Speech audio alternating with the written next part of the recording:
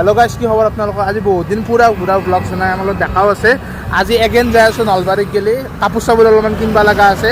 ইও দাইদেৰে যতনটো দিব লাগিব ইয়াৰ দাইদাক যতনটো ইত্য কিছু ইথাকতে দিওঁ তো বলক গাইজ আমাৰ লগত ব্লগটো কণ্টিনিউ কৰোঁ। গাইজ আমি গাড়ী ঘূৰাবা ৰখি আছোঁ। দুনিয়াৰ গাড়ী হৰ পৰা পুলিচৰ গাড়ী আহিছে, আৰ্মিৰ গাড়ী।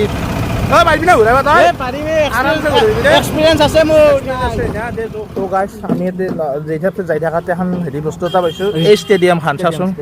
ষ্টেডিয়াম আৰু কেইবছৰমান পিছত ইয়াতে আমি খেলা চাম। কিমান ইণ্ডিয়াৰ পাকিস্তানৰ হাৰিবই এনেও আমি ইণ্ডিয়াৰ খেলা চাম, কি মজা লাগিব। এতিয়া আৰু কেইবছৰমান পিছত চাবি নাই জেগা? চাম ফাৰ্ষ্ট খেলা আমি চাম যা।